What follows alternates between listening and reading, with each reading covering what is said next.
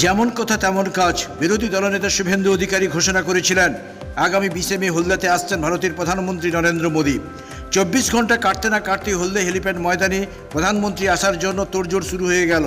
আর কয়েকদিন পরেই ভারতের প্রধানমন্ত্রী নরেন্দ্র মোদী আসন্ন অষ্টাদশ লোকসভা নির্বাচন প্রচারে হলদিয়ার তমলুক লোকসভা কেন্দ্রে বিজেপি প্রার্থী অভিজিৎ গঙ্গোপাধ্যায়ের সমর্থনে সভা করতে আসবেন। সভাকে কেন্দ্র করে এখন প্রস্তুতির পর্ব জোর কদমে।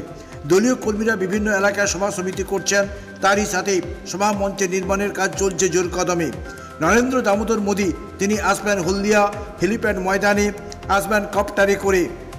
গতকাল থেকে শুরু হয়েছিল মাঠের কাজ, আজ কপ্টারে এসে মহড়া করে গেলেন, জানালেন ভারতীয় মজদুর সংঘের সভাপতি প্রদীপ বিজলি। কেকার পেস্ট্রিতে জিবে জল সপারি ওয়াও আশাতে লাজবাব নিউ বিদ্যুৎ বেকারি।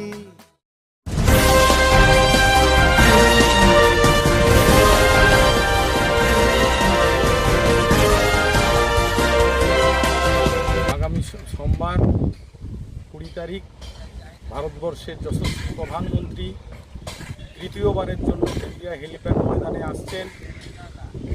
2024-এ লোকসভা নির্বাচন উপলক্ষে তমলুক সাংগঠনিক জেলার তমলুক কেন্দ্রের প্রার্থী অভিজিৎ গঙ্গোপাধ্যায় মহাশয়ের সমর্থনে এই হলদিয়া হেলিপ্যাড ময়দানের সভায় আমি হলদিয়ার সমস্ত জনসাধারণকে এবং বিশেষ করে শ্রমিক ভাইদের উদ্দেশ্যে বলছি, আপনারা সোমবার দুপুর 2টোয় হলদিয়া হেলিপ্যাড ময়দানে উপস্থিত হন।